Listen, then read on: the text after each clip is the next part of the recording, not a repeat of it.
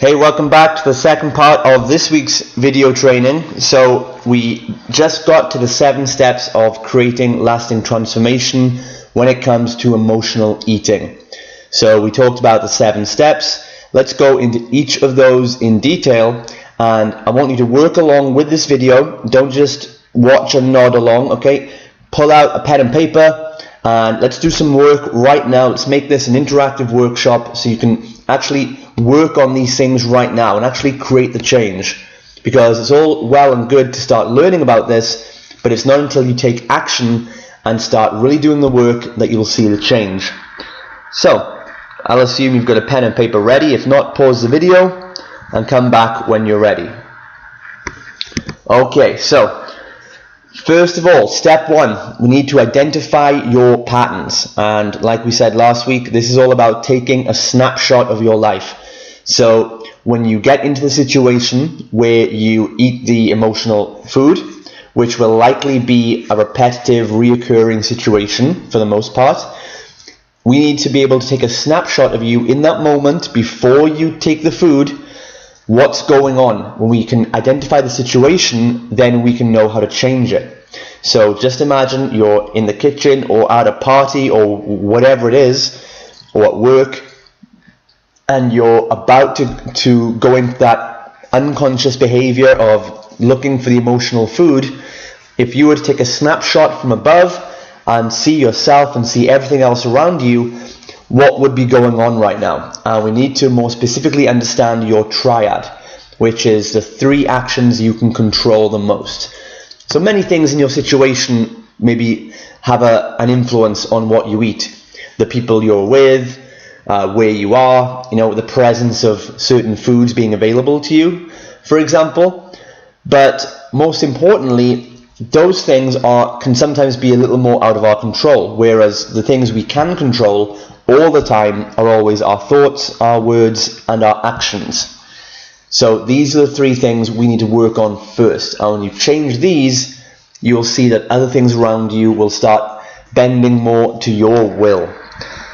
So we sum this up in the triad triangle, and this shows that 3 things. First of all, your actions, which include your physiology and your posture. They lead to a certain emotional state and therefore your experience of life at every moment. We have your mental focus, your thoughts. What are you actually focusing on? Is it negative things about yourself or is it positive things? And we have your language and speech pattern, the words you speak, which are actually very important. And one important thing we talked about at the workshop is that people who are happy have one thing in common. It's that their thoughts and their words and their actions are congruent, which means they are in alignment. So this basically means that you say what you think and you also do what you say. And if you're that type of person, you do that in life, then you'll experience a lot more happiness, a lot more fulfillment, and a lot less stress. Okay, because most stress comes from trying to manage people's expectations and opinions of us. So if you just basically come out with your thoughts and the word, you say what you're thinking, and then you act on what you say you're going to do or don't do, then you will have a much more congruent lifestyle and be happier a lot more. So let's look at how we can identify these things that are going on when it comes to emotional eating. So let's look at physiology and posture at the top first of all. When you're in this self-sabotaging state, what are your action physical patterns? So actions could be choosing foods that don't serve you and don't serve your goals. And it could also be not choosing the food that does serve you. So if you have a choice between a chocolate bar and an apple, and you choose the chocolate bar, you're actually taking 2 different actions there. Now, physiology and posture could also be related to how you feel and therefore the physiological effect of that. So we talked about if you feel depressed, you'll likely have your shoulders coming forward, your head down, kind of very tense muscles. Whereas if you're feeling good in a happy state, then you'll have a different physiology. You'll have your shoulders upright, you'll be looking up, you'll be smiling. And these things, when you're in this state of feeling unstoppable and confident, then you won't feel the same need to go and choose those foods that don't serve you. And that's because good thoughts, good actions, good physiology, that when you feel unstoppable, you realize in that state that those human needs for survival are just illusions and you don't need them. And that's when you're in a happy, confident state, you'll pick much better actions because you have less fear of trying and failing at something, and you have less fear of judgment. So what we need to do is basically get into that pattern, change your posture. If you look at your posture, are you smiling? Are you frowning? Whatever actions you're taking in these moments of self-sabotage, you need to change them. And we found that the easiest way to change the state, the easiest physiological action to change, is simply to put a smile on your face. Now, I'm not saying be happy and smile. I'm just saying smile. Hold that smile as big as you can for 30 seconds. And within 10 or 20 seconds, you'll start being happier. And we did this at the workshop, and everyone started laughing within 10 seconds. So I'm not just making this up. It doesn't just sound good, it actually works. When you smile, that's a trigger you send to the brain that tells you you must be happy about something. And if your brain thinks you must be happy about something, it will send you more thoughts and more memories that make you more happy again. So, next we have the mental focus of your thoughts. So again, in this snapshot of what's going on, look at your mental thoughts. What excuses and justifications are you making to yourself before you take that food and after you've made that behavior? So these will tend to be negative, doubting thoughts, such as, I need this food, one bit won't hurt me, whatever it might be. These are all rationalizations that you'll make up to trick yourself into thinking it's a good idea to blow your healthy eating plan and just go and have some sugary or fatty food that doesn't serve you. So thoughts are the hardest one to try and get hold of, but if you do, this is very important. So again, just be aware of what you're thinking in these times. Don't accept any thought or any voice in your head as being the truth. Always question anything the voice in your head tells you, question it twice and hold it up to the light and see if it's really true about you. Most of the time, we'll see it's not. Then we have the language and the words, and this is a very interesting one because when we think a thought, we will then say words to other people or to ourselves which sound like good justifications. And you'll say things like, I need this food, or, but I just love this food. I just love chocolate. How can I give it up? Or, how can it be bad for me if I love it so much and it makes me happy, so why should I stop? And these are the kind of justifications you'll make to say that you love a food, the food makes you happy, but really what you're doing there is you're just using this as a cover-up to show other people and yourself that it's a bad thing to stop eating this food. But if we look at the sentence that you love this food, it's not really true. You don't love chocolate. We don't love pizza. All you love is the very short-term good feeling it gives you. Okay, now this feeling good that comes from food is very, very short-term. Either you will eat that food and feel good for about 30 minutes, but then you realize that you need to fill your need for certainty or significance or whatever it is in a different way, or the effect is even more short-term where you have the first slice of pizza and immediately after that you feel good for 10 seconds, but immediately after that you start beating yourself up and blaming yourself and criticizing and judging yourself for eating that food. So either way, the effect is very short-term. What you're really looking for and what you really want is a way to meet that need for certainty or variety or significance or acceptance in a long-term sustainable way that actually brings you closer to transforming yourself. Because otherwise, if you use food or use a thing, any physical thing, if you use food to meet these needs, or if you use money to meet these needs, or you use a partner to meet these needs, then they will always have a very short-term illusion of happiness, but they will always lead to more destruction and negativity for you in the long term. They will do more harm in the long term than good. So figure out these words and patterns, question them. If you say, I need a coffee in the morning, do you really? So hold that thought up to the light. Say, do I really need a coffee? Because I'm sure you didn't drink coffee before the age of 16, and you probably didn't need coffee as an 8-year-old to get out of bed. So you're not born needing coffee. We don't need any one food. Or if we did, then we wouldn't last very long as a human species. So when we put these things up to real logical common sense, we know they're not true. We know our words are not true. We know our thoughts about ourselves are not true. And we know that the actions are not really the actions we want to take. That means if you find yourself in this pattern, you are out of alignment with thoughts, words, and actions, and that will tend to put you into a negative emotional state. So, the second thing, when you've written down right now what your thoughts, words, and actions are, you might also want to write down, what the situation is, a description of the situation, the snapshot. Maybe you tend to emotionally eat when you're with certain people or when you're at certain places. Now, we're not going to blame those places because it's likely that your thoughts about those places are justifications. You might say, well, I'm eating this pizza because I'm with my partner who eats it. So we can't blame them for it, but you have to be aware that maybe you're using that situation to trick yourself into thinking you have an excuse. So once you've got a great idea of those situations you're in, now we need to break those patterns. So we do this with a technique called disassociation, and that's looking at the situation from a distance without judgment, without any interpretation. Because this emotional eating, as it says in the name, is because of an emotional reaction.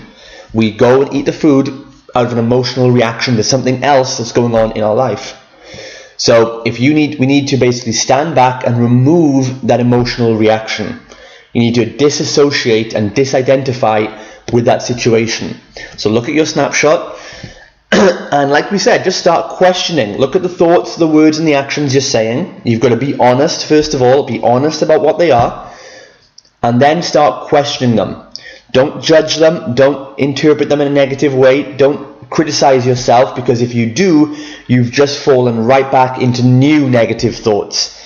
And you've created a new emotional attachment. And this is what your mind will do to try and trick you. The mind is a very cunning way of keeping you locked into this emotional identification with other things and situations, because it makes you feel like a victim, gives you a problem, and therefore gives you some significance. So just step away, remove your emotional reaction, look at the thoughts you just wrote down, look at the words that you say that you wrote down.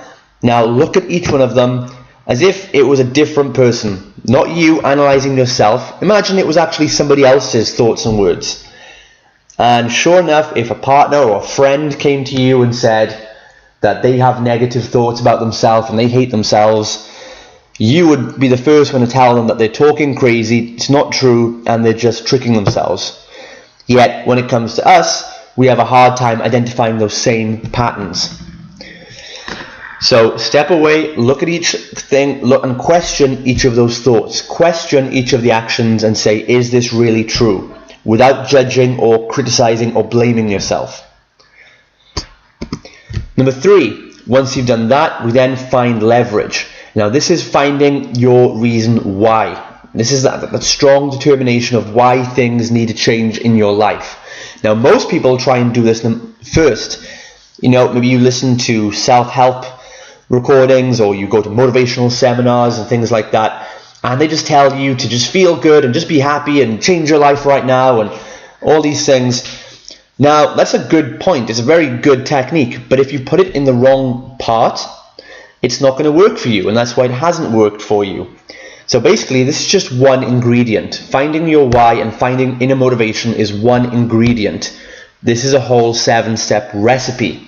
And again, if you put the wrong ingredient in the wrong place of the recipe, things can go very wrong.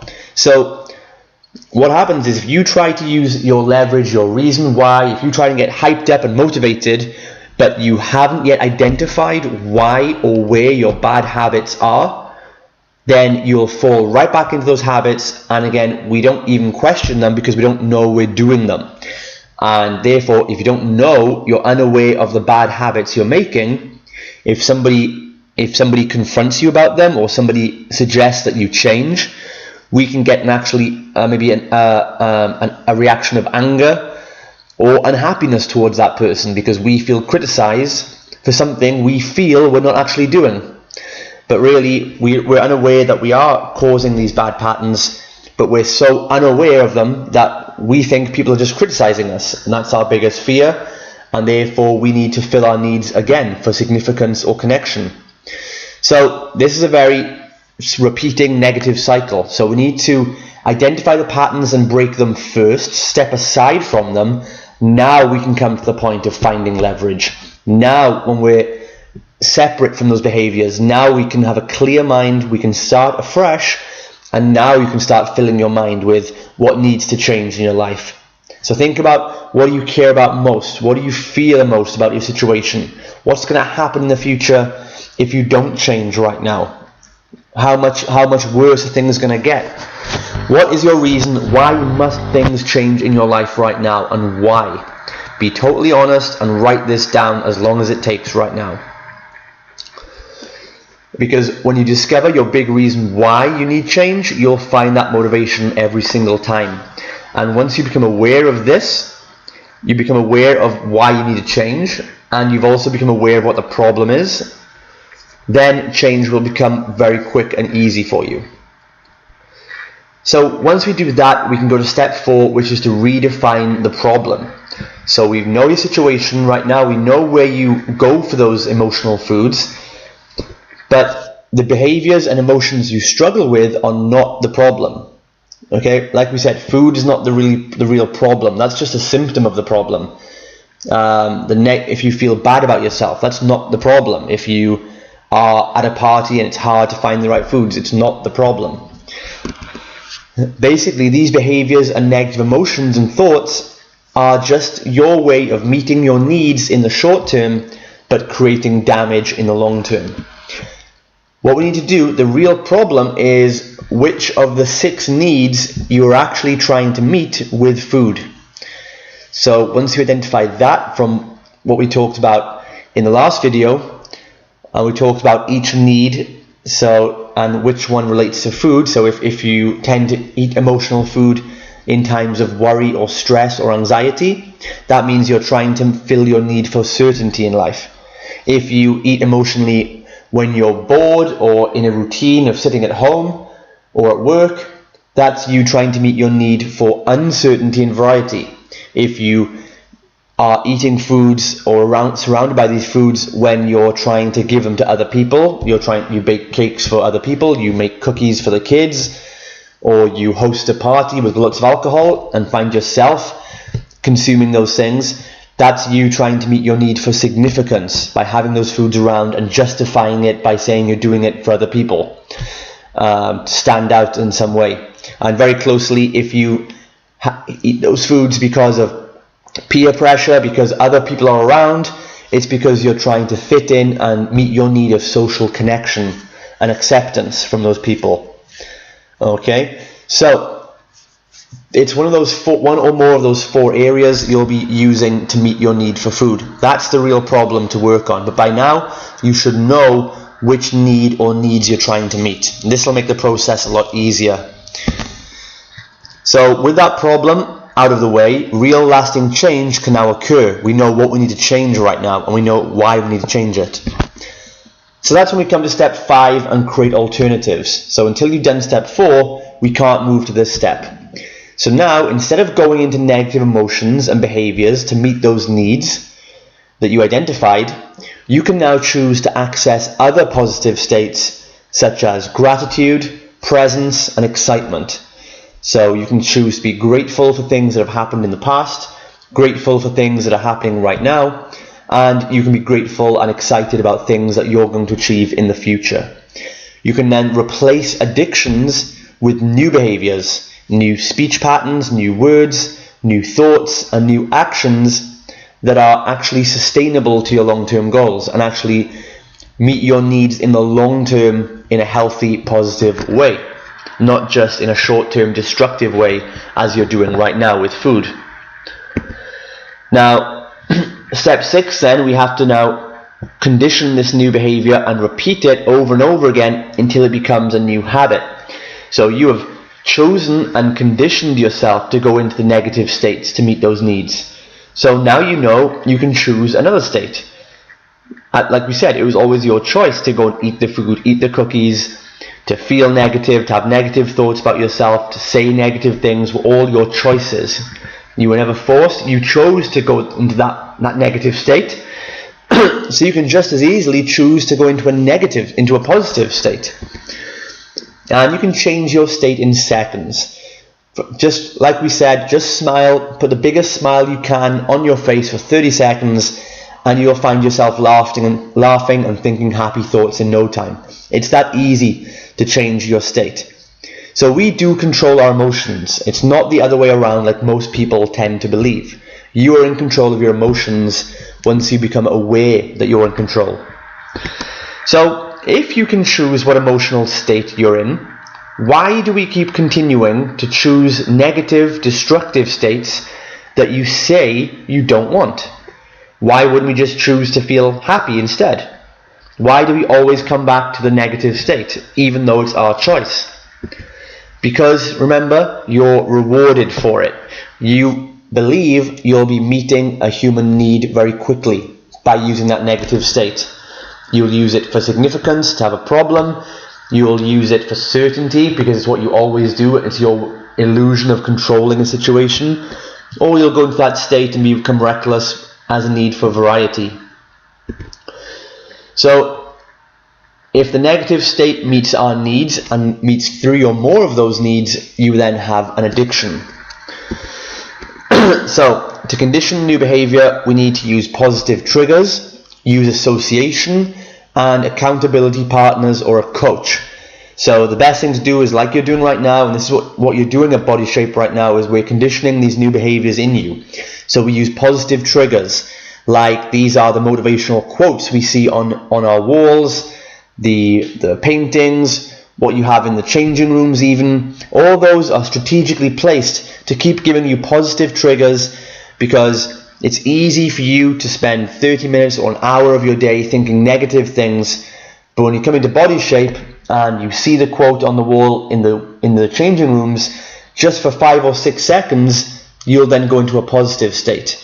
Then between walking out of the change room over to the workout area, you might drop back into a negative state about worrying about something that you have to do tonight, or what you're going to cook for food, or whatever it might be. And then in the workouts, we have to trigger your positive state again and again and again and again, because if we don't, you'll drop back into the default negative state.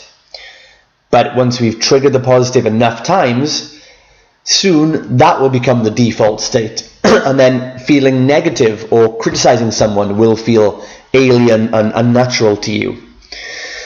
The second thing to condition a new behavior is association. And this is one of the most important ones.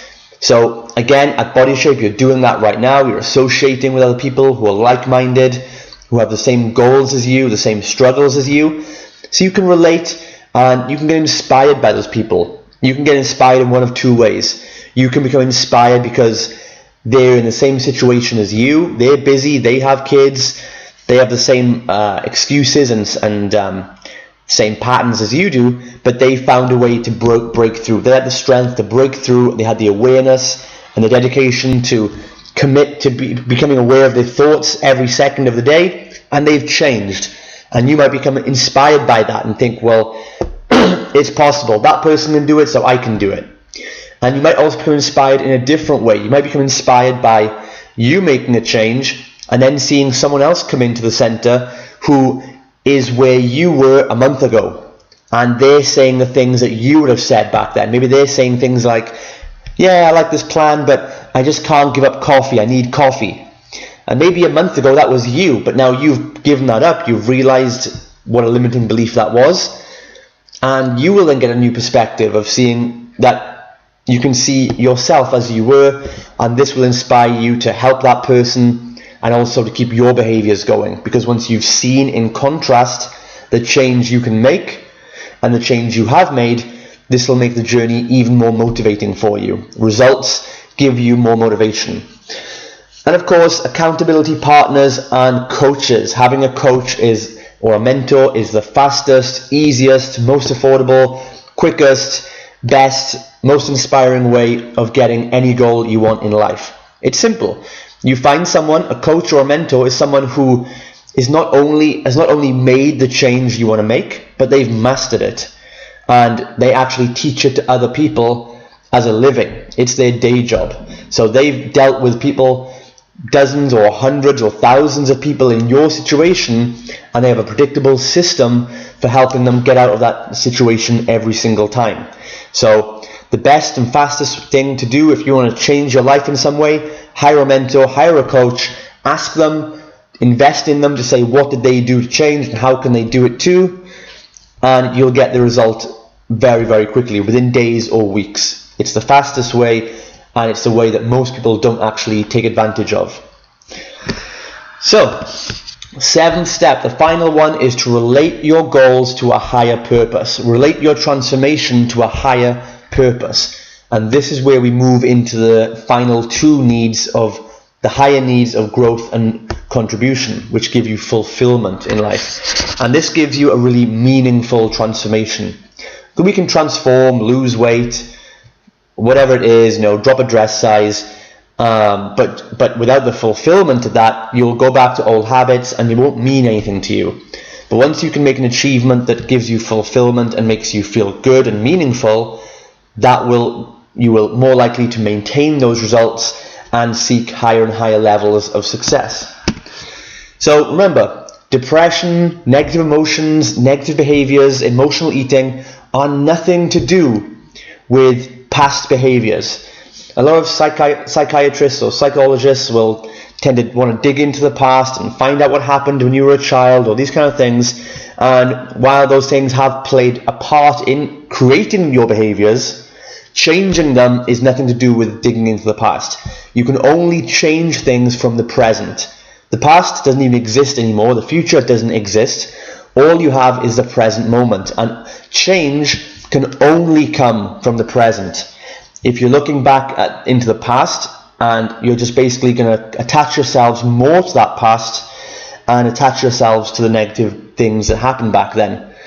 So whatever happened in the past happened. You made a story about that. It was inconsequential itself, but your story about it, you gave it meaning, and it's led to your behaviors right now. But to break the pattern and change those behaviors, we have to do it right now. So we only feel these ways when we fear that our basic needs will not be met, or they'll be taken away if we do or don't do something. So true confidence and fulfillment with yourself comes from patterns that meet the two higher needs, growth and contribution. So the way to relate to a higher purpose is to think about this. Write this answer down. How does your growth, your transformation, help other people? In fact, how does it help, or how could it help people you care about the most? How will you becoming healthier, fitter, more confident, stronger, more positive, having more energy? How is that going to help your kids? How could it help your kids? And don't just say, I don't know, or I can't think of a way. Think of a way. Think of a way right now. Stretch your brain for 2 minutes. You'll come up with some ways. How can this help your partner? How can it help your social circle of friends? How could being a different healthy role model help your parents or your family? How could it help people in your community? How could it help a certain group of people in the community? Think about all these ways that it could potentially help these people, and you'll start seeing that the amount of change you can actually make to those around you. And that's going to give you so much more fulfillment that you can achieve something but then pass it on to other people.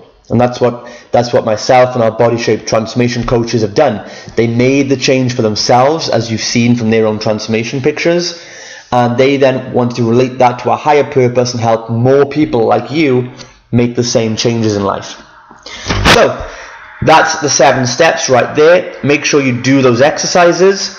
Make sure you write them all down. If you want to bring those into us at Body Shape and you want to share and want us to look over them and look at your 7 steps and make sure you're on the right track, we're happy to do that. Just bring them in and set aside some time to talk to us. We are here for you to help you. So be free to do that. And if you want to share this video with friends or on your Facebook page, feel free to do that. Share it with them.